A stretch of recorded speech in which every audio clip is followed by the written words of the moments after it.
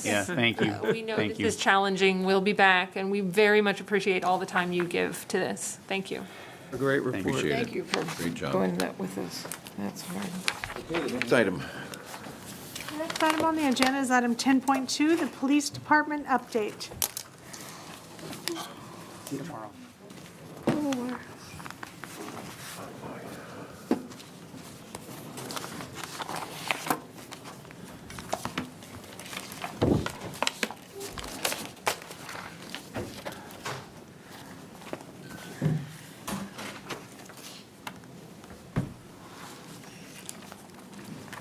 Good evening, Mayor and Council. I'm James McCowan, your Chief of Police, and I brought with me a little bit of help. He's in the audience. That's Captain Troy Bergstrom, our services captain. And if I have some information I need, he'll be a resource for me. So first of all, I'd like to say it's my honor to represent and lead the over 200 men and women of the Roseville Police Department, and to share our story tonight with the council and the community that we serve. Tonight's presentation is comprehensive because we want to share as many details as possible, because the public, now more than ever, wants to know all kinds of information about how policing is done in the United States, and more importantly, how policing is performed in their own community. That is the right of our community in a free and democratic society, and we hope to answer some questions tonight.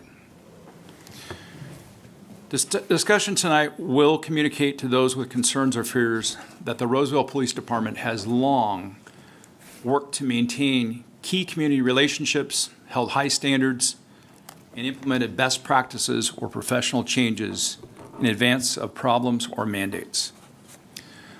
Tonight, I will encourage the council to ask questions as they arise during this rather long presentation.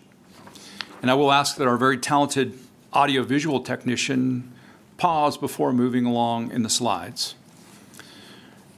Lastly, I would like to thank the public who has sent in comments, criticisms, questions, sample policies,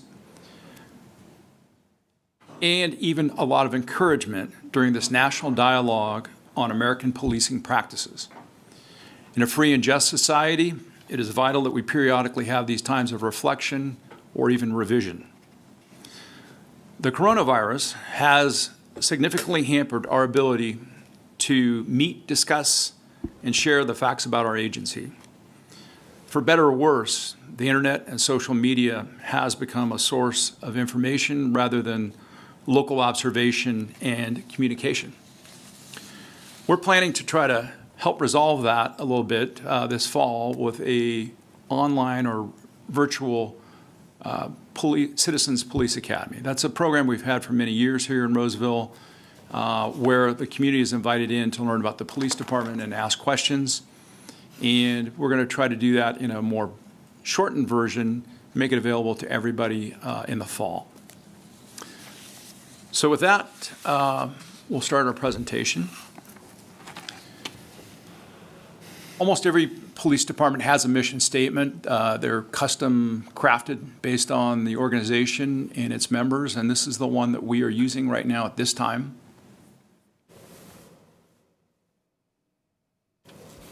Next slide. Guiding principles. When I became the chief of police approximately 3 years ago, we kept the mission statement that Chief Hahn, my predecessor, had, but we changed the guiding principles a bit based on my input. And it's no coincidence that constitutional policing is the very first guiding principle that we have. And our authority comes from the Constitution. It has to be reflected in everything that we do, and that's why we made that the first guiding principle. We obviously have our mission in crime reduction, community care, and we have to carry out our duties with respect for all.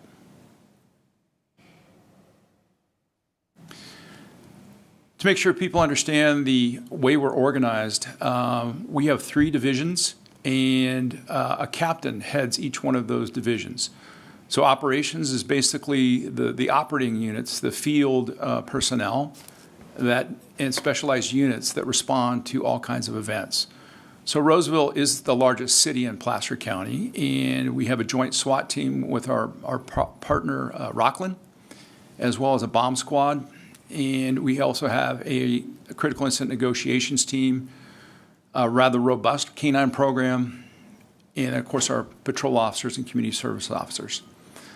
Services is detectives, traffic division, social services, which we'll spend some time talking about tonight, the crime suppression team, which is a specialized team that originally was started to deal with gang reduction and has branched out into other areas as our gang problem has been reduced in recent years.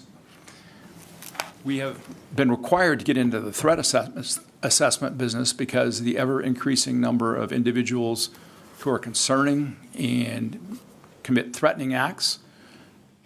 And we also run animal control in Roseville, although we do not provide shelter services. That's through a contract with the SPCA.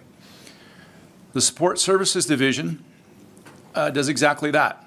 We have our professional standards unit that I'll talk about in more detail, records, property and evidence.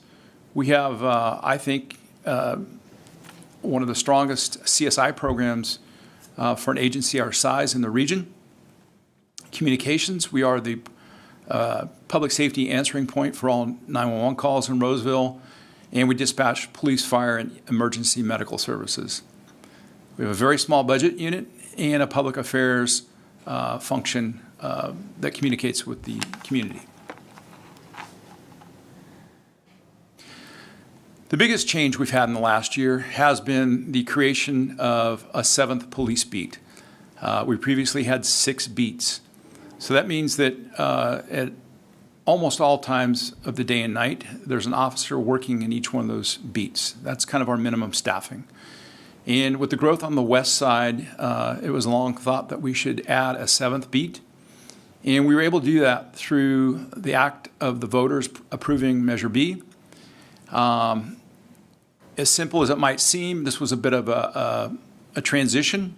So once the measure was passed, the funding was allocated, we had to go through and redraw beat boundaries and dispatch protocols because we are very reliant on computer-aided dispatching and global geographic information systems. And we were able to implement the new beat and staff it in February of this year. So that was a good move forward for our community.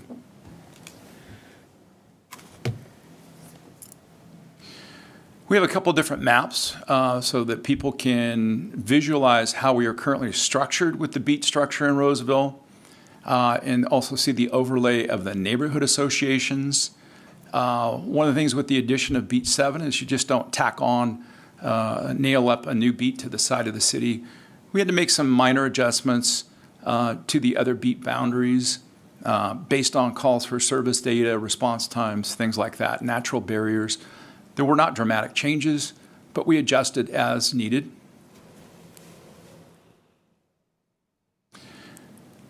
That just simply shows very clearly what Beat 7 is. It's obviously a very large beat compared to the rest of the city, but it's also not completely built out at this point. And this is a zoom in on the neighborhood associations in the communities within Beat 7. So we did not just stick to Fitiment as a boundary on the west side, but really the community of interest, and response time wise, it made sense to include Sun City.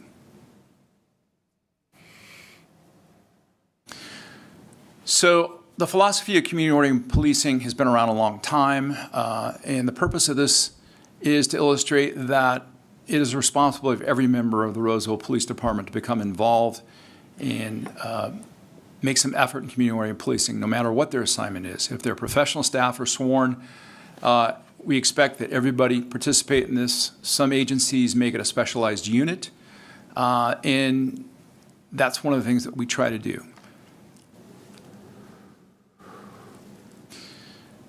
One of the most significant changes we've been able to do in the last few years is start our social services unit. As you well know, a huge percentage of calls for service to police departments these days involve people in need. It's the homeless, maybe substance abusers, the mentally ill, and we were fortunate to start a social services unit, and we've had some great partnerships with Placer County that really set us apart. So the unit is comprised of Roseville officers, mental health practitioners, and care providers, and we work with school-age youth, the homeless, and anyone in need of assistance. So these are different components of the social services unit. The first one are the officers that we refer to as problem-oriented policing officers. And one of the biggest problems we have in Roseville is dealing with issues involving the homeless and in particular illegal campsites. They work on other problem locations specifically, but that is their main focus, and also providing additional patrols in our park and open space. So we do conduct camp cleanups, but we're very certain and deliberate about it to make sure that they're legally compliant and humane. And currently with the COVID crisis going on, we follow CDC guidance to not unnecessarily disrupt the homeless or cause the spread of the disease. We've got some great partners. The biggest one is our parks are actually recreation and leisure, or recreation and libraries, the open space division. Their staff helps us out quite a bit. And we've got a new addition this year that's really going to help us, and that is a contractor known as Clean Harbors, who is going to pick up some of the slack and help us clean up garbage, debris in these open space areas. The Gathering Inn, our local homeless provider, shelter, has been a great partner. The Salvation Army has had a long presence in Roseville. And we're very, I guess, in a sense, fortunate to have the Placer County Probation Department be a full-time partner with our agency. So a lot of people don't know it, but we have a phenomenal probation department here in Placer County, and a couple of years ago, they took up my invitation to move into the department. So all probationers in the city of Roseville who are supervised by probation officers, 5 probation officers that work full-time out of our agency. So this allows real-time communication and discussion with officers and staff about the status of those probationers, and they frequently assist us with the homeless population because we have a high percentage of the homeless who are on some form of probation and require supervision in order to move on in their lives. School resource officers have become a controversial issue in some parts of the country. And we've had a long program here with school resource officers with the Roseville Joint Unified or Union School District. And with the opening of the West Campus, or the West Park campus, we've increased that staffing by 1 as of July 1st.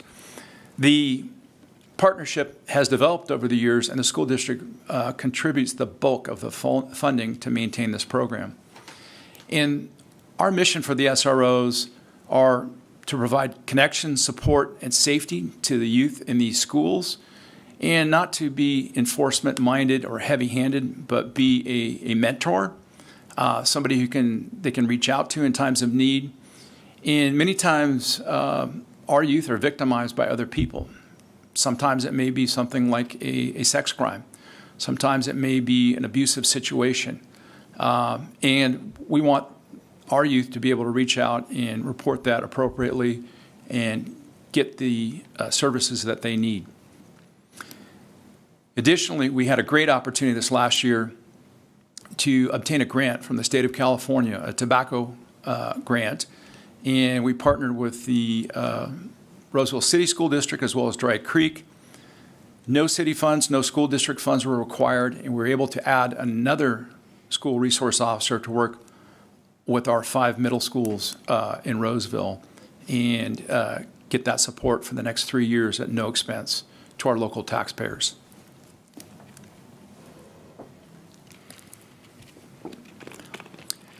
The most exciting thing we've had in the last year is standing up the family mobile team. And I really get a kick out of this because it just so turned out we had some vacant cubicle space, and they're outside my office. And they're very busy. And this is a team of 5 professionals who are employees of Placer County, and they are all clinicians who provide support and respond in real time with police officers to events in families or schools where youth are in crisis. The numbers you see up there are not even 1 full year. That's only 10 months of services that they've been able to render. I think it has really helped in the schools. I think from what I've heard from a lot of families, it's been important. And they don't just show up on the call. So they actually have police radios issued by us. They work in their offices, they make telephone contacts, they make home visits. But if an officer puts the call out or a dispatcher puts the call out that they need them, they respond and go directly to the scene, work with the folks involved, and then follow up. So it's not just a one-time Band-Aid. It is a continuing case monitoring and referral to services and assistance that folks need. And it's been a marvelous program. It's one of the very few in the region, and I think the very few in the state. And it makes us really special.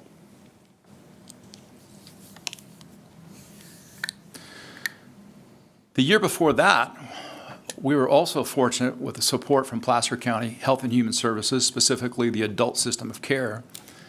Jeff Brown has been just a great partner to the city of Roseville, the director at HHS, and we stood up the mobile crisis team in South Placer County, or triage.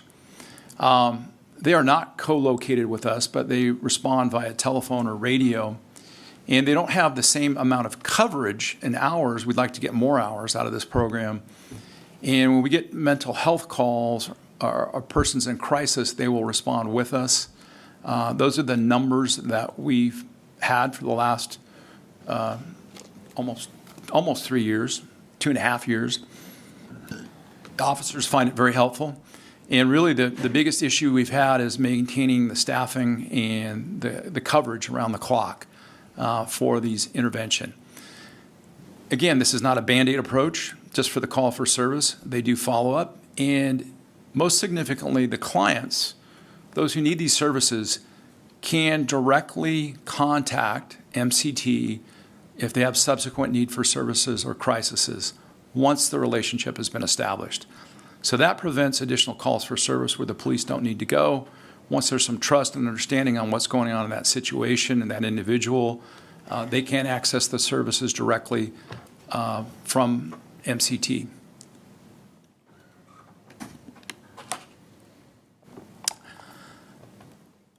The very latest addition is our homeless outreach workers.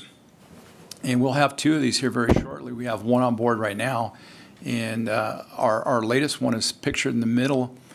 And they work with our POP officers and do field outreach, and we issue them radios as well.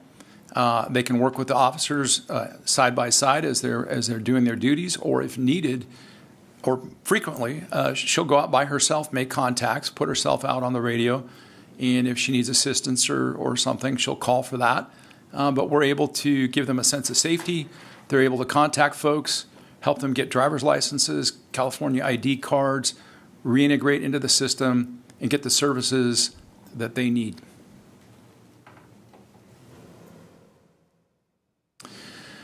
So on the topic of community-oriented policing, I want to make sure that we cover some of the basic programs and connections that we have in the community. Right at the top of the list is the Roseville Coalition of Neighborhood Associations. That was a program that actually started many years ago with the Roseville Police Department. Not a program, but a organization and a connection that has existed. And it started basically with the Roseville Police Department in the 1990s. And it's taken on a life of its own. It has its own governance. And we are right now at this point just a another contributor that attends their meetings and a conduit for information and discussion of issues. Quite frankly, I wish we had more neighborhood associations that were active. We've had many of them go inactive. And then particularly the biggest challenge now is with coronavirus.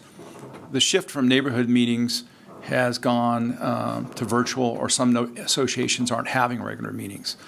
So for those individual neighborhood associations that have meetings, whether it be virtual or some form of today socially distant meeting, we do send officers, beat officers to attend, answer questions, and get feedback. And it's something that we have to maintain, and particularly once we're able to roll back post-coronavirus, expand upon. The Interfaith Task Force is a meeting group that meets with the faith community. Neighborhood Watch, Citizens Academy, National Night Out, the annual event that is a national event. We participate in, of course. We have a senior outreach program. The Parent Project is a parenting class using a certified instructors and a national curriculum. And it is a parenting class for folks that need assistance in resolving conflict with their children and setting them on a better path. And people love that program. We have a combination of professional staff and sworn staff that teach it, and it's a great program. The Public Affairs team is a collection of police department employees that help send our message. So we have a full-time PIO, but we also have other people in training or folks who have a shared role in that, especially now with social media.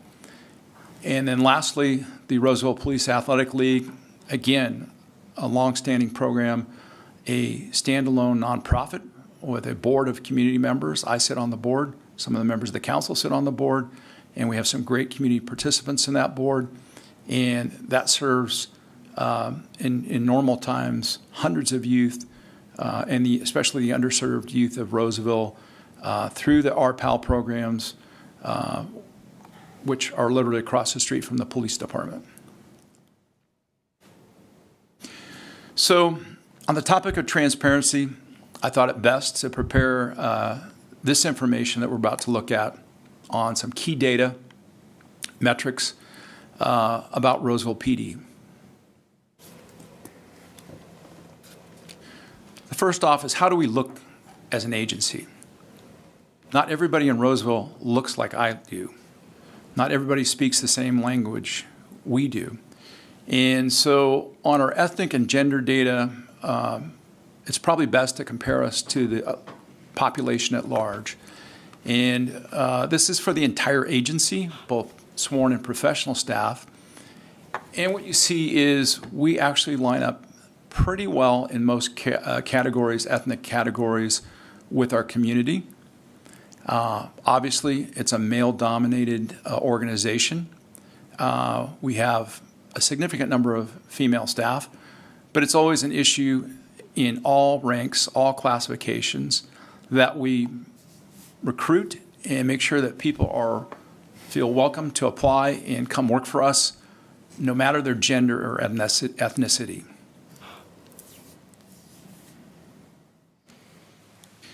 So on the sworn staff, the pie chart that you see on the sworn staff, but we're not too far off. Again, we're always looking to create diversity and recruit in specific groups. Females are a challenge in this business. Unfortunately, we had 2 female managers who've retired in the last 2 years.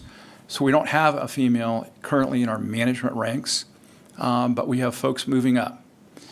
And on the issue of ethnicity, we have personnel who speak 5 different languages, Spanish the most common. It's almost impossible on any shift not to have a Spanish speaker able to respond or assist on a call. And we have the other major languages in this area: Russian, Ukrainian. We have a number of different very talented people. And I must say, a number of personnel in the sworn and professional staff ranks who are naturalized citizens or resident aliens who work in our agency.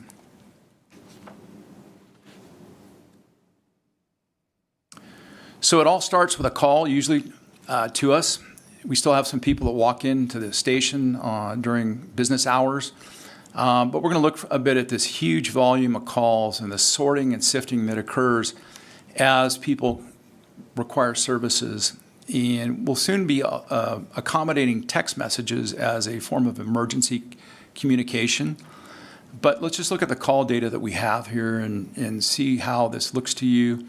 And let me explain it a bit. So 911 calls, those could be either police, fire, or medical assistance.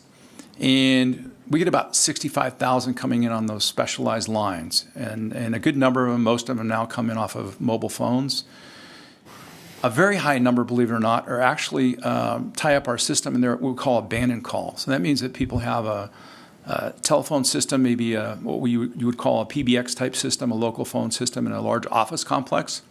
And through maybe not good planning on how that phone system's set up, we'll get these default calls that light up our 911 switchboard and tie up a dispatcher and then are later abandoned.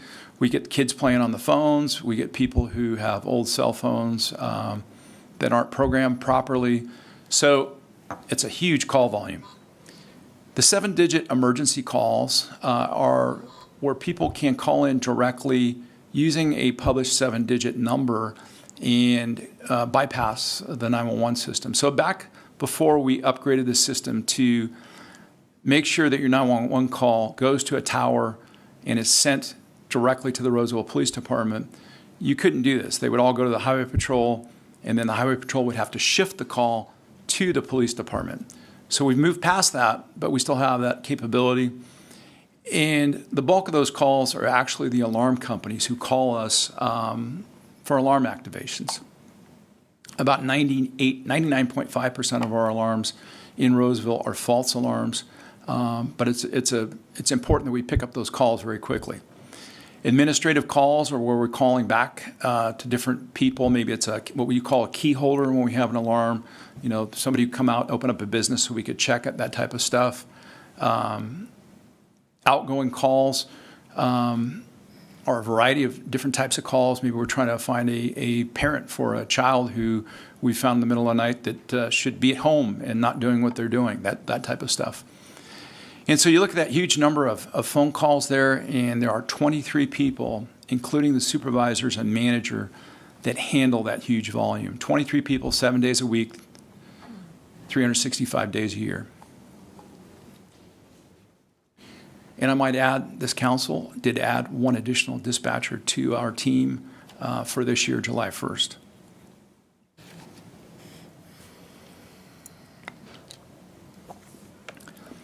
So that sorting and sifting in dispatch occurs, and there's a process where they get dispatched. And so you see the 112,000 that were dispatched to the police department, but we don't always get there. Sometimes the call is canceled. Maybe the alarm company got a call back from somebody saying, hey, I set the alarm off.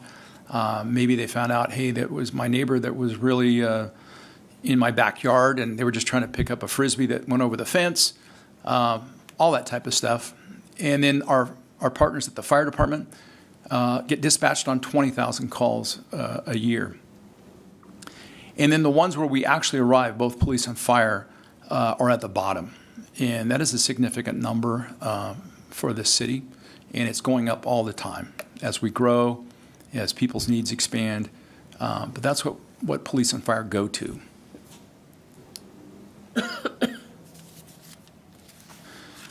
So we have to have a records unit, and there's about literally 60 different laws that govern our records that we have to abide by. And people may envision a records unit, a police records unit, like in the old days, typewriters and paper files and things like that. And they're just filing and keeping these records. And that's not really what occurs these days. We use the most modern software, but that software requires a lot of human connection and review as the workflow gets processed to make sure that cases get filed with the district attorney, that insurance companies get reports, and that various legal procedures are followed. One of those most important procedures now is the new laws that have opened up juvenile record sealings, and that's a very time-consuming effort that we have to do based on the new laws. It's not a commentary on the program. The legislature decided that. It's just an additional workload that we have to work with. We also enter into state and national systems, and we have to maintain the information in those systems every time an item is stolen, and it has a serialized number that goes in. Primarily, those are things like firearms and other high-value items. And the 435 field investigation or contact reports are typically where officers are contacting people of interest like probationers and parolees, and we have a process for that, and we want to make sure that we notify the Department of Corrections or the probation department that's supposed to be supervising those people to let them know about our contact. And lastly, at the bottom, we get a significant number of Public Records Act requests that are more than routine, and those represent significant, 34 significant PRA requests for pretty much research projects that were time-consuming.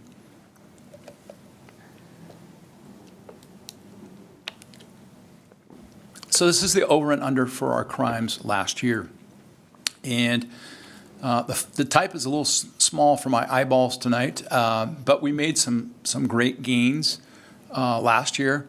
The downside is we had an increase in number of homicides last year, and those cases have all yet to be adjudicated. Some of them will take years to adjudicate. But I can share that all of our cases last year involved persons who are known to each other or live together. The sex crimes are up a bit because people are more willing to report past or current sex crimes. So the FBI still uses the term rape to represent that, but it actually encompasses all types of sex crimes, and people are more willing to come forward, as they should, and we, of course, take that very seriously. Robberies are down, and I want to talk a little bit about our robbery issue in Roseville. So in the state of California, a robbery is the use of force or fear to take property from another. And about 46% of our robberies last year are what they call an Estes robbery. And Estes robbery is based on the case decision and the case law surrounding struggles with loss prevention agents in retail.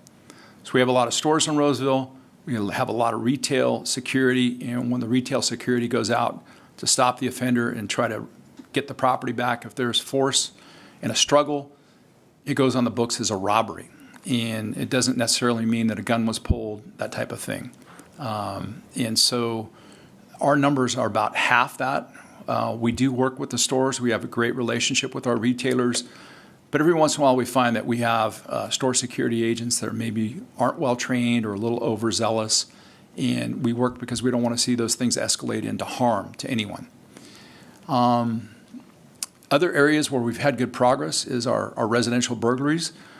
We have about 25 to 30% of our burglaries every year are open garages. If you go into someone's garage and steal their $2,000 bicycle, that's a burglary. And we've really worked hard, particularly when our volunteers were working with us before Corona, to get people to close their garages and do some simple things to try to reduce the number of burglaries, because all these things help affect our insurance rates. And we want to keep our crimes as down as much as possible for everybody's interest. And we also have a consistent issue with thefts from vehicles. And we've been working on that and got some good reductions. We work with entities that have large parking lots. We do surveillance operations using remote equipment. And what we found is that they're largely substance abusers who travel around and they make their living stealing from people's cars. And the easiest way to prevent it is for folks not to leave things inside the passenger compartment of their vehicles.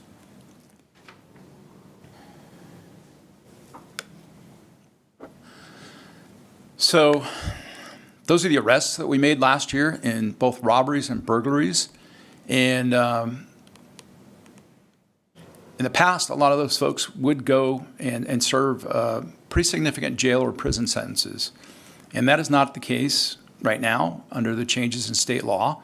And particularly with Corona and the jails having zero bail for a good part of time, that has ended recently. We'll see how long that holds. But there's been a lot of circulation of folks and a lot of more offenders that are out on the streets and don't really have a chance to get the drug treatment or the stabilization. I'm not one to say that jail fixes people, but jail is a moment of reckoning for a lot of folks, and particularly with people with substance abuse. It's an opportunity because there are substance abuse treatment programs that when they're in custody, they have that spot where they get to that moment of clarity, and it's not happening as much right now. So the worst thing in my mind is for an offender who's got a drug problem to get arrested and spend a couple hours, if any, real time in jail, and go right back out to their addiction and need to support their addiction through theft and burglary.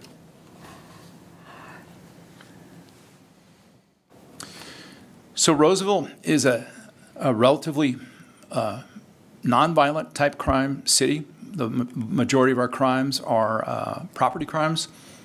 But I want to make sure that the public knows that the firearms are here. And this represents the number of arrests we made and the cases we made involving people who were armed illegally.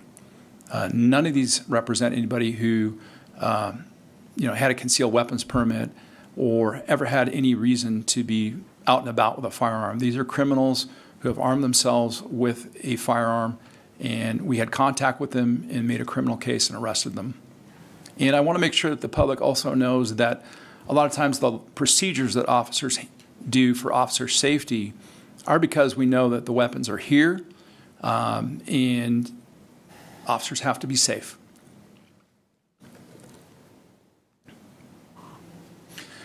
I'm going to move into some of our internal monitoring programs, and I want to share that we have implemented in the last few years the most modern software and programs and techniques to keep track of what our people are doing and if they're acting appropriately. The first product we use is a product known as Blue Team, and we use that for all kinds of things to ensure that there's consistency and a chain of command review within our organization. So, for instance, if an employee does something commendable, we'll put it in Blue Team. If a citizen says that they've done something commendable, it goes in Blue Team. On the flip side, they've wrecked a vehicle through negligence, it goes in Blue Team. And there's a review, and there's a time period where that's retained. And uses of force, all uses of force, go through a process in Blue Team. And I'll show you how that progression of review occurs. So all the major events that we should track for behavior, professional behavior, and liability reasons, we track through Blue Team. We don't want an officer transferring from one assignment to another supervisor and that new supervisor not knowing they have an issue, let's say, with vehicle accidents or complaints from citizens for discourtesy, that type of stuff. So we keep a handle on it, and we've set thresholds within that to create an early warning system. And we've done that for the last, I believe, 3 years now. IA Pro is another product from the same software provider that we use to maintain our records digitally of internal affairs complaints and to ensure that those documents are preserved, protected, and those processes are maintained.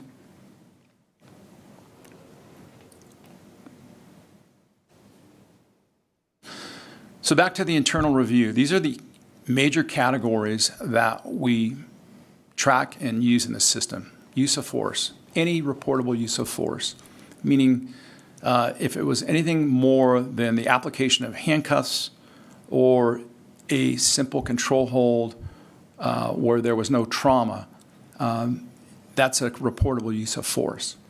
All vehicle pursuits, they're extremely dangerous. There's a number of laws we have to abide by. They get a thorough review.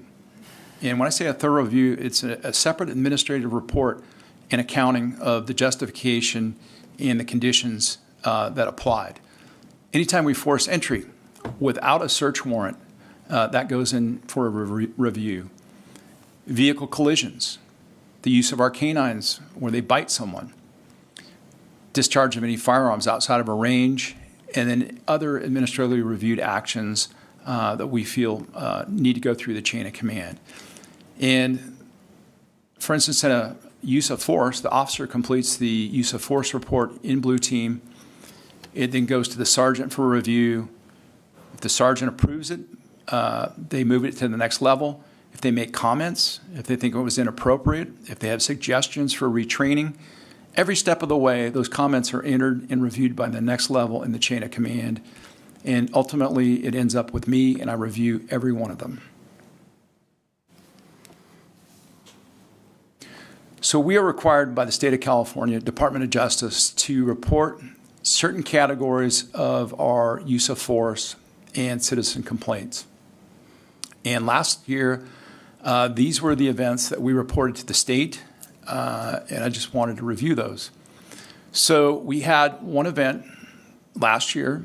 It was a shooting involving a homicide suspect who had committed a number of crimes in South Placer County, and he was shot by a number of law enforcement officers at the termination of that critical incident. And so that was reported as a use of firearms and a use of force for last year. They require us to report any serious bodily injury that we inflicted on anyone. And we had one event that qualified last year that involved a suspect who was bit by a canine, and the suspect required sutures because of the injuries they received from the canine. And then they require a high-level summary of our complaints from citizens against peace officers and the status of those complaints. So we received 6 last year, and a couple of those are still pending, and we had one that was sustained. Now, I wish I could give more details to the public on these internal complaints and investigations. There's considerable privacy laws that govern this information under the California Government Code, and it's actually a crime for me to discuss any more than I'm able to put in this discussion today.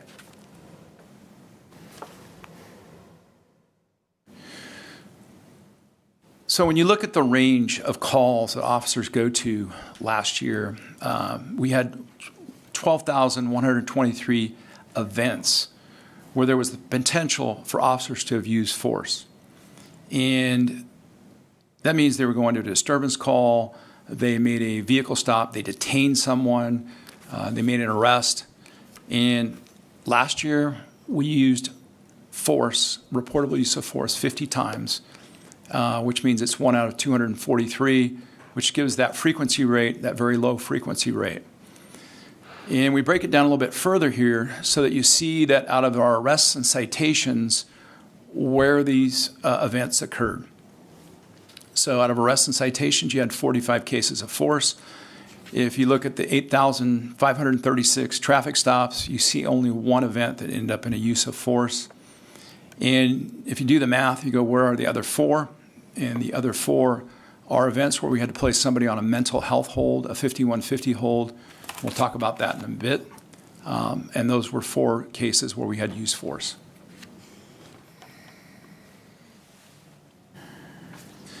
So mental health crisis calls have become a huge part of our business, and we wanted to give you a view of how big of an issue this is in our community.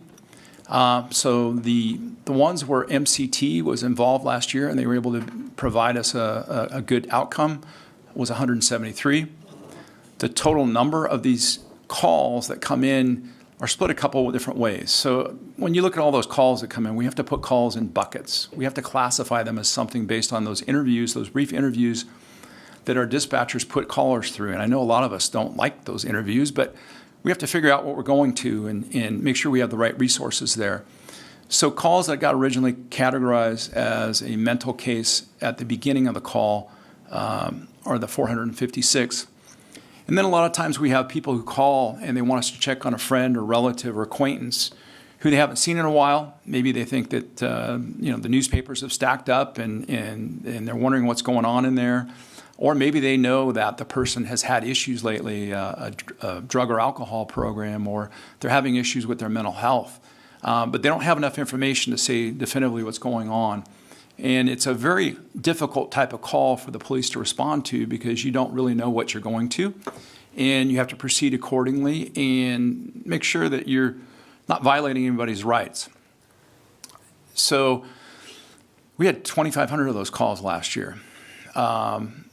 We placed 391 people on mental health holds.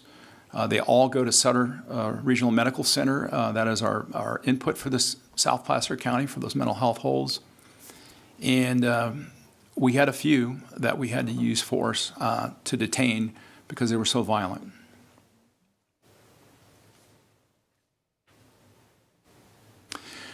So as part of our internal checks and balances, we have a professional standards unit. And we actually moved them a few years ago here to City Hall. And we felt it best to get them out of the police station and put them off where people were comfortable coming to them. So professional standards runs our hiring, testing, and backgrounds. And the backgrounds are really, really important. So there's been a lot of discussion about officers in other agencies being employed after they've had a bad record in another state as a police officer or an adjoining agency. And I can assure you that we have not hired anybody like that in any of our ranks or classifications. Our background investigations are literally the size of big old telephone books, if you remember those. They tell us everything about someone's life, and we spare no expense or detail to find the information we need. We will dispatch and spend the money to have background investigators go to other states to interview people, to look at files, to check into their history. And that goes for all ranks and classifications. We have a policy, standards, and audits program. We audit all kinds of things that we do. We check our evidence that was checked in to see if it's exactly as it was described. We audit any cash, money, drugs, guns that we take in randomly. We audit things like our license plate reader program to ensure that officers are using it appropriately within our policies. And those audits keep everybody on their toes. Our policy is a combination of a consultant that we contract with, known as Lexipol, and they provide us model policies, and then we decide what to adopt or modify based on our local needs and standards. They coordinate our training and compliance with the State Commission on Peace Officer Standards and Training. And the Professional Standards Unit is the location where citizen complaints are investigated and accepted. And pitches motions have become a big part of what we do. So pitches is a court decision from some years ago, named after the former sheriff of Los Angeles County, and that is where defense attorneys can look into the confidential files of our officers through a court motion. And our staff spent a lot of time over in chambers with the Superior Court judges on these motions to provide that information to the defense bar. Lastly, I'd like to point out that we accept our complaints a couple different ways. We have online reporting for both complaints as well as people that just want to have a concern or compliment forwarded. And those are monitored by the PSU staff. People can also walk into our station at any time and make a complaint, and it will be accepted at the counter.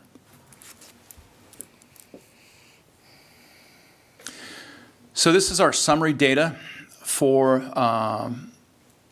2017 through year to date. And I'd like to say it'd be nice if we had zeros next to that.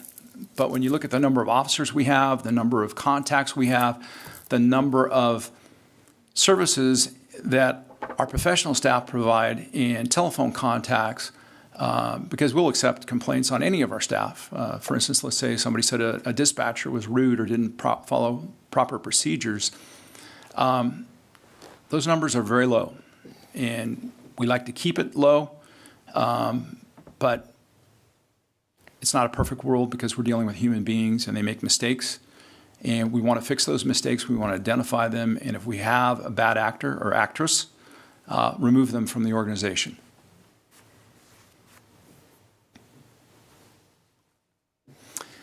So I thought it'd be interesting to put up our civil liability and use of force claims and settlements over the last 10 years for the city of Roseville. And our numbers compared to a lot of other agencies, I'm told from our risk manager, are very low. Again, you wish it was zero. We had one shooting almost 10 years ago, and it was a fatal officer-involved shooting involving a subject who had falsely reported that he had a number of weapons, and he created a situation that led to his death. It turned out he had no firearm. But nonetheless, there was a lawsuit filed, and that was $500,000 of that $801,000 settlement. The other cases that you see up there are a combination of different cases where it was thought best to settle the lawsuit. But over 10 years, we've had 9 cases, some with very minor injuries or no injury, that resulted in that payment amount that you see up there and the total number of cases that were resolved.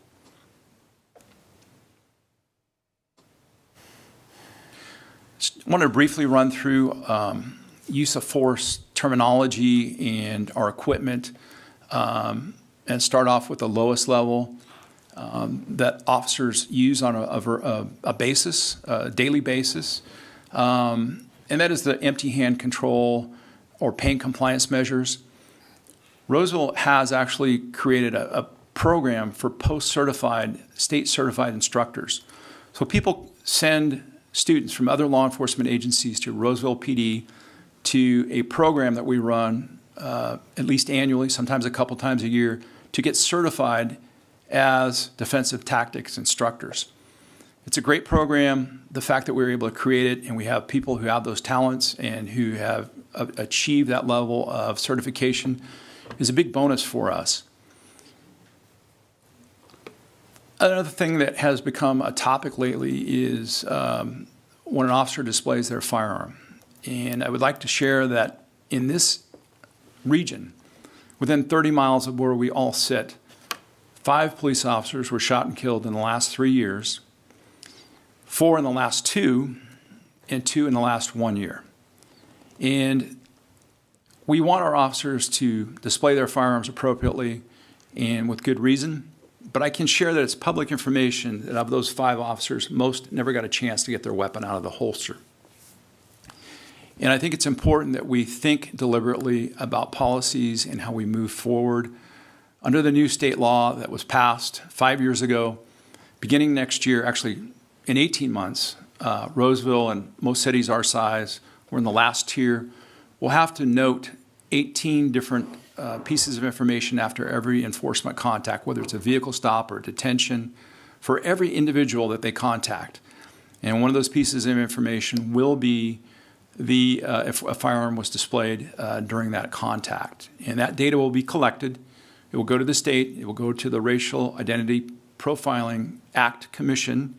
It will be public information, and we'll also have it available for our review. But one of the things we have to think about deliberately is we want our officers to respond appropriately, but these events occur in split seconds, and we want to make sure that they respond to protect themselves.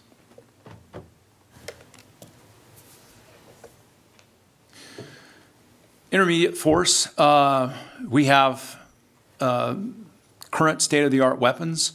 The pepper spray has been around for some time. The conducted energy or electrical weapon is most commonly in most agencies a product known as taser, but we don't use the product name. We use the system and the technology as the name or description of the use of force. We made some big strides forward on impact weapons in the last couple of years, and we're able to obtain 40 millimeter baton launching devices, as well as the latest pepper balls. So typically the impact weapon, the less lethal weapon that agencies have been using is shotgun beanbags, where you're launching a bag of shot out of a shotgun to try to disable somebody who's maybe armed with a knife, a crowbar, something like that, where they could be a threat, a lethal threat to an officer or somebody else, maybe even themselves. We have people that will start cutting their neck with a knife, and you have to do something to stop them, but you know that they could obviously try to stab the officer. So the 40 millimeter weapon is a much more sophisticated, much more accurate system, and this year we are installing them in every police car. Typically agencies install them, or they can't have enough of them, and they only, let's say a sergeant has it, and they have to wait till that weapon gets to that scene before they can use it.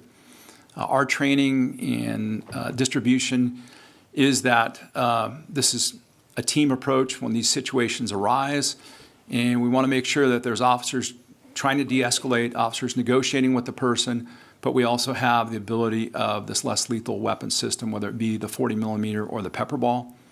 And then lastly, we have a very robust canine program with some excellent handlers and animals. You can have the best weapons in the world, but if you don't have the right tactics, you don't have good training, you don't have recurrent training, ongoing training, they're useless. And quite frankly, the best weapon is somebody's brain, right? If they have the training and the mindset to resolve things appropriately, that's better than any weapon system you could have. And we constantly have personnel going through a review of their tactics. And some of the folks that have written into me have asked, well, where's your specific de-escalation policy? Where's your specific policy on that? And really, it's something that flows through everything that officers do in the form of a tactical event or the use of any type of force or weapon system. It's ground zero. It's how things begin. It's always the preferable option. And we're really encouraging, and we really drill through officers. We don't need 5 people yelling, get on the ground, right? We need somebody taking direction on trying to de-escalate and speak to that person. We want to make sure people recognize if somebody's in a mental health crisis or what their substance abuse issue may be and act appropriately and try to work through this situation. So it's not a cut and dry policy. It's an overarching goal and ongoing training.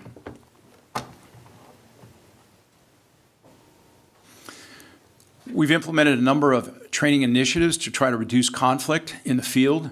One of our captains had connections with the Stockton Police Department, and this is Captain Mark Glenn, and he was able to plug us into the initial training through the United States Department of Justice for implicit bias and principal policing training.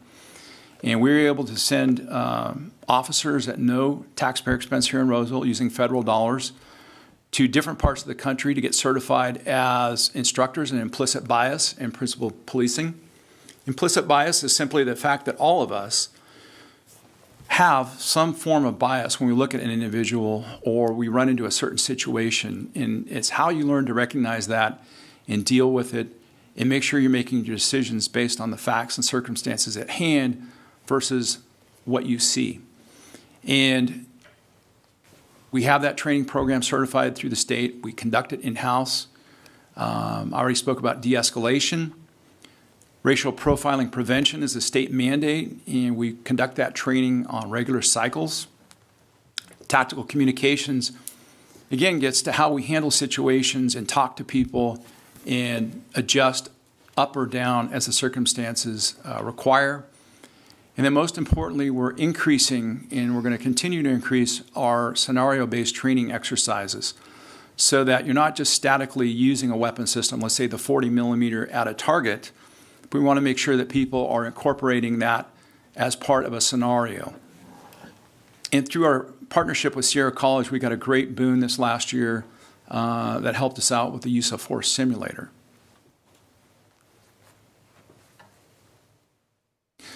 So we converted a room at very low cost to our video use of force simulator room. And a combination of city staff, particularly Fleet, took an old squad car and converted it to this 1/4 cockpit of a police car. And utilizing the video system, the simulated weapons, the computer graphics and scoring, we're able to set up and put officers into different scenarios and see how they respond. And the purpose of the car is the fact you have to get out of that car and talk on radios and do things as you respond. And we're able to put officers in different situations so that they have to take their seatbelt off, choose the appropriate weapon, make the radio broadcast. That car actually has a little battery in it, and the radio simulates that it works, and the lights light because, you know, if you have the siren on, you can't talk to somebody, so you turn the siren off. And we can run all that in this room that we have in the basement of the police department.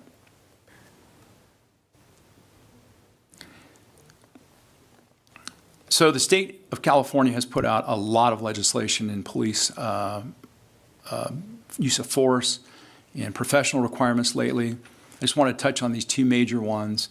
AB 392 was the law that took effect January 1st, and it changed the wording regarding force and legally acceptable standards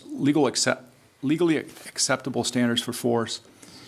And we've immediately changed our policy January 1st. And we wanted to make sure we were in compliance with that law, and our policy consultant was able to make sure we met that, and we had time to train under that. And the second part of that is that law had a companion bill, SB 230, where the post standards for our ongoing training are to change by January 1st of next year. These are the most advanced and restrictive use of force laws in the country. And we are awaiting the state to actually publish the final requirements, but we're already preparing to make sure that our training matches that. We've already started what we think the training should be, and of course we'll closely monitor it and meet that deadline. So I wanted to summarize our accomplishments for last year and put it in this format. So the first one was our new Beat 7. Second one was the Family Mobile team. And we have some pictures of these folks as we go along. Beat 7 in the West Park area. Those are actual members of the Family Mobile team. Again, they work right outside my office, and it does my heart good every day that they're there because I see them helping people out a great deal. So through a partnership with the the DRP, the Downtown Roseville Partnership, our Public Business Improvement District, and the City of Roseville, we were able to establish a contract for a downtown security patrol to assist with the sense of security and deal with nuisance-type issues in downtown Roseville. And it's been a great success that we have this working 7 days a week. It's increased the security in our parking garages especially, and gives people a greater sense of safety, and ensures that we don't have things like illegal loitering in our parking garages. So every organization needs to make sure it gets new people in and continues the tradition of excellence. And we don't rely on specific recruiters, or some agencies actually hire recruiting companies. We consider that everybody is a recruiter. And so last year, our recruiting efforts really paid off. So we moved 25 new employees into the organization, 2 dispatchers and 23 officers. So that photo you see is the RPAL gym, and that is one of our workout day events where we get people to come in and work out with our officers. We have a lot of people that are really into the CrossFit type workout, and they meet the officers. I make some of those events and talk to the folks, talk to them about what's going on in the organization. We have some brief chats, and then they work out. We also have a popular run with the recruiter. Of course, this is all on hold because of COVID, but it was a great way for us to meet people and them to get to know the organization. We take them on ride-alongs.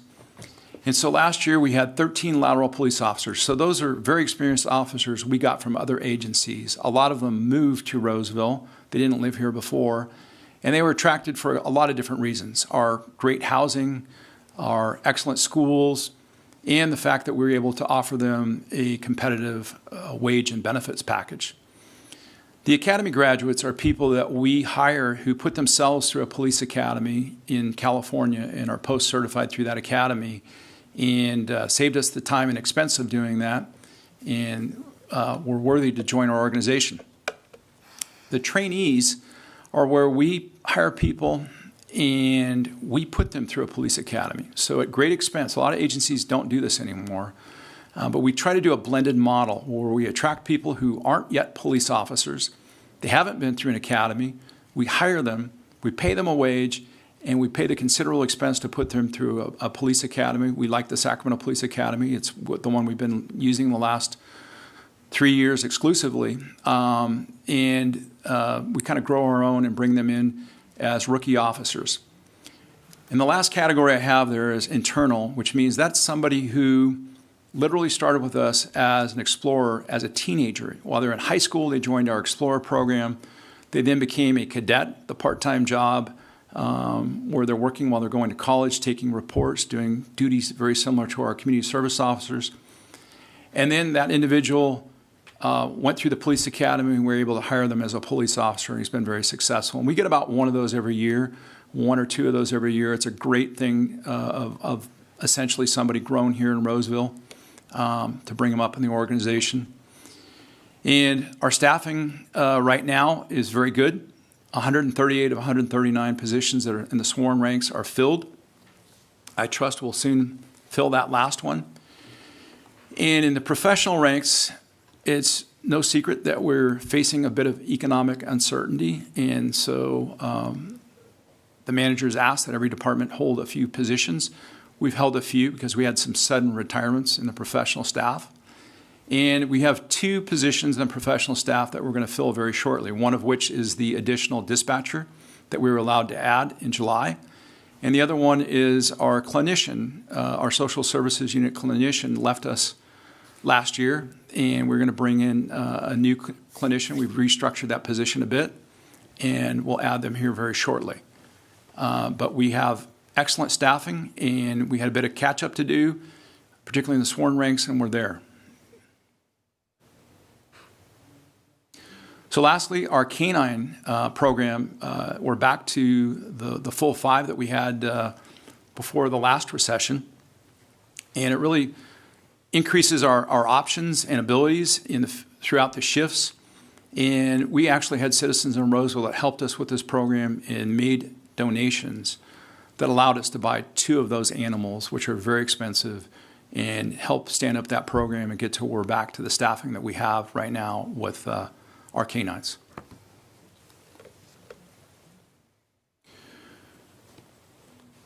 So with that, I'm prepared for any questions that we have. Thank you, Chief. Council, any questions regarding the presentation? Go with Pauline. That was outstanding, Chief. It made me think of knowing families when I was working with Excel Roseville. But the police came. It's similar to RPEL, working with children in older Roseville. But the example I wanted to give you is that the police would come and visit the kids and to get to know the kids, because a lot of them only knew the police when they were, on the other side of seeing police. But we've even had the families sometimes would knock on the door and we said, "Can we help you?" And what they did, I remember this little lady came in, she was speaking Spanish, and she was looking for the Spanish police officer so she could talk to him and ask questions. And a lot of times they developed a rapport and was very helpful. And that's what you made me think of, how often I see that in our community, that we could get the Spanish officer so he could talk to her and assist her with some of her needs. And I see that a lot, so thank you. Bruce? Yeah, thank you. I'd love a copy of the PowerPoint. So try to take pictures. Yeah, this will be available to the public shortly on our website. Yeah, this gives just a glimpse, because those are the numbers, but behind all those numbers are compassionate humans that serve this community, and had an opportunity to, Pauline's comment reminded me of the experience I had with Shop with a Cop in December, and we had a young man And he was like, no, I don't want to, no, nothing for me, nothing for me. But your officer saw the list, and there was something on there for him. And then we met his family, and they were so appreciative of the program. Have an opportunity to sit on RPAL and just see the wonderful things, and it just breaks my heart that, because the pandemic we're in, that Yeah. those underserved youth can't have that opportunity to have that interface. That's so vital. Thank you for what you do, and thank you. What this presentation showcased is that we have a compassionate, dedicated group of women and men who care about this community and care about their mental health. I mean, that family mobile crisis team and the expansion of it. It's, I had an opportunity to sit along and sit with dispatch and go out with the animal control. So the more the community understands, it's not about when the sirens go on and, the officer comes up to enforce the laws. It's more than that, so thank you very much. Scott? Appreciate the presentation and the response. I know a lot of the community members have been asking all of us, and I know you've been totally inundated. I also want to mention you gave a presentation to the Arcona group, and you took some very difficult questions, and I thought you handled that very well, explaining very openly. I thought it was a really good presentation, as was tonight. With the national situation right now, I follow a lot on social media and people that have contacted me, and again, I'm sure the other council members have been through the exact same thing. We kind of have two sides of our community. We have a side that's super appreciative of the safe environment. They've come from other places. They call the police and they actually show up. That's a big deal to them, and they've come from not too far away. And then we have community members, many of them are newer, that don't understand, I think, our police department and want it defunded. I mean, there's kind of an extreme out there, and a lot of people in the middle, that see things. And I'm just curious, how's your department doing? Because I know there's just a lot of pressure right now. I just wonder if you could give us some feedback on what you guys are experiencing. The messages we try to put throughout the ranks is it's okay for people to question the police. It's okay for people to not like the police. Everybody knows that, right? But the real benefit we've had here in Roseville is we have a tremendous amount of community support, and people recognize that. It's a real bonus. We have a lot of officers like myself who worked other places where that didn't exist. And we still have to pinch ourselves sometimes when we see these expressions of community support, because it is very wonderful and it's very much appreciated. And it helps bring more people to Roseville PD at all levels and all ranks and classifications. And it's really the energizer of the agency, and I hope it continues. But the relationship has to go both ways, and we have to make sure that all of our staff understands that they have a duty to uphold that relationship and do their part in that trust. Thank you. Chief, you know that I have family members in law enforcement. Mm-hmm. One of them you know pretty well. Yes, I do. I think he was your training officer. He was. So, my appreciation for law enforcement is really unwavering, and I hope that I've been able to communicate my appreciation while I've been on the council. And I think much of it has to do with what you've explained to us tonight in such detail around that I believe that we do have a trustworthy law enforcement that has our residents' best interests at heart. So I don't have anything to add tonight other than just my pure appreciation to you and your team for what you do. Thank you. Well, thank you for the presentation, Chief. As I'm sure the police department did, because I know I forwarded some to you, I received hundreds of phone calls, voicemails, emails, texts, letters over the last, I don't know, how long has it been? Month? And it's unfortunate that it's unfortunate that appears to be a growing lack of respect and appreciation for law enforcement, and especially in some of the larger cities. And I fear for some of those larger cities with the drastic actions that their city leadership's taking. We've seen votes by city councils to drastically reduce police budgets. And I'm thankful that we appreciate the police department we have here in Roseville, and that we have the police department that we have in Roseville. And I know I can speak for as long as I'm going to be on this council, we won't be cutting your budget. I can guarantee you that, because public safety is something that's critically important to the success of this community. Safety of the community is critical to the success of the community. But there is one thing that I wanted to raise, because it was, and I think it would be good for you to, if you're comfortable, to touch base on it. It was raised in probably 60% of the emails that I received, and that was the whole body cam issue. And I just thought it would be worthwhile if you could give us just a real brief, Sure. synopsis of body cams, where that's been, where that is. Right. So the city of Roseville had an in-car camera program up to about 9 to 10 years ago.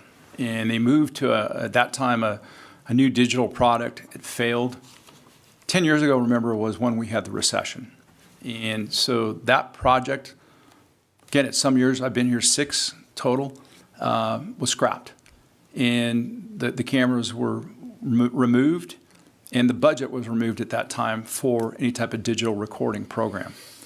So moving forward, the industry changed, policing changed, body cameras came on scene, and the technology got a lot different and more expensive. Because now you're putting a camera and a recording system in thousands and hundreds of thousands of hours of digital recordings that you have to store and redact and release. And so the expenses raised. And the current estimate, the best estimate I have is about $1.2 million a year would be the requirement to meet the need to implement a body camera system in the city of Roseville. We would like to get there. The officers want to get there. Nobody is against having that. It's a funding issue. So right now we're looking to see if there's going to be any opportunities out of all this national discussion for either state or federal government to assist us with this heavy lift, because it's considerable. If you do the math, that's about 7 police officers for that money, just labor costs, right? You multiply it out, it's basically time, people, and money. And what do you have the time and the money to do? The biggest priority we faced last year with the Measure B dollars was expanding Beat 7 to have the coverage. If we don't have enough players on the ground, so to speak, we really can't play the game. And that's where the Measure B dollars went, as we had discussed with the voters. So we're going to look for opportunities to fund body cameras. It's a need. The need keeps changing. The technology keeps changing. And it's not just a matter of going out and buying the equipment. It's you have to have staff to administer the equipment. You're going to get literally hundreds of requests for that data through the courts and the public. All kinds of different sources will be legally entitled to it. So we've got to have the right staff to make it successful. So that's where we're paused right now. The men and women of the Roseville Police Department want the equipment. They want that technology. It's how do we get there and not short ourselves on something else that we need at this time. Well, thank you for providing that. I think that was real valuable. And what I'd like to suggest is, and if council's supportive of this, I'd like to see us add aggressively lobbying for and supporting any kind of funding that might be available at the federal and state level. In fact, making it part of our legislative platform. I think that's really important because people are demanding it, not just the public, but the law enforcement officers and agencies. And so I think we could very easily, if council's supportive of that, we could make that part of our legislative platform moving forward and aggressively lobby for and be supportive of efforts to provide funding for that. So is council be supportive of that idea? I think that's a goal we really need to push for. So I missed something. didn't get to open yet for public comment. I apologize. So was there anything else from council? Any other questions from council? So I'll go ahead and open this item up for public comment. This is the time for the public.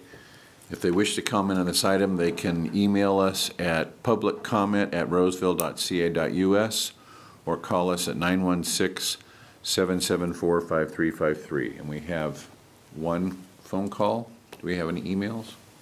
Okay.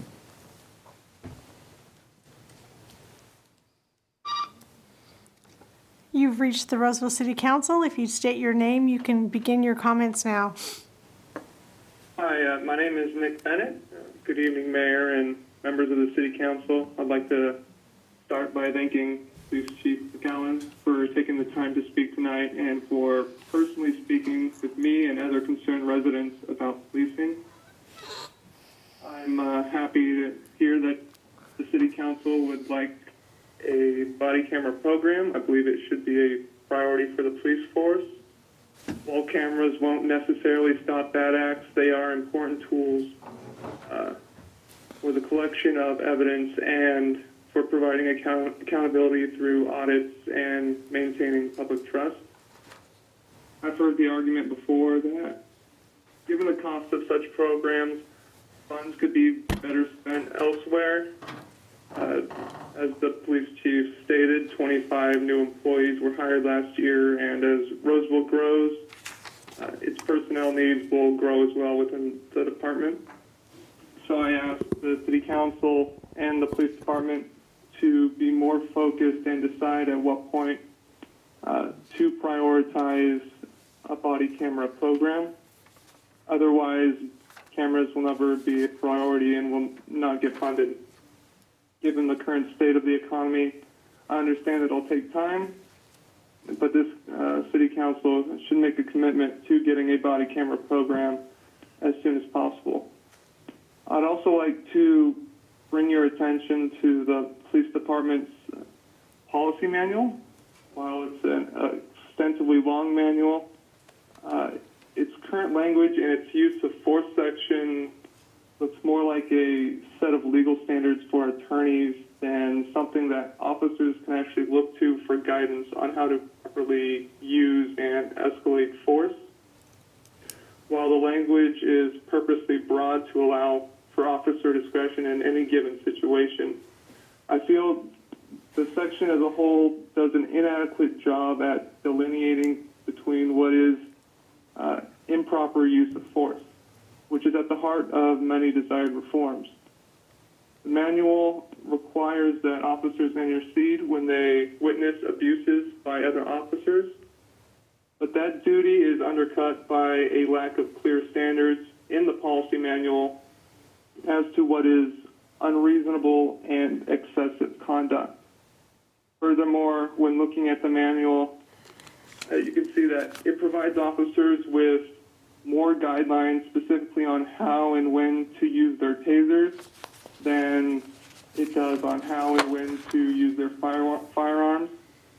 While the Roseville Police Department is similar to many other cities in that regard, I would like to point to the Placer County Sheriff's Department, who has more detailed policies on the drawing and discharging of their firearms. The policy manual should be updated so that it provides clear guidance and accountability on the use of force that fully reflects and incorporates the extensive training that our officers receive. I would also like to see the department require more comprehensive reporting for when officers actually point and aim their firearms at people, especially in situations that normally do not call for such action. Anytime an officer points their firearm, they are threatening deadly force against someone in our city, and such acts should not go undocumented or without adequate justification. This is another area where the Placer County Sheriff has more detailed policies. I know that the police department relies on Lexipol for its policy language, and I hope the department works proactively with them to establish more detailed policies for when officers draw, point, and discharge their firearms. Just because Roseville has not experienced severe abuses in policing, that is not a reason to not have more robust policies regarding police use of force.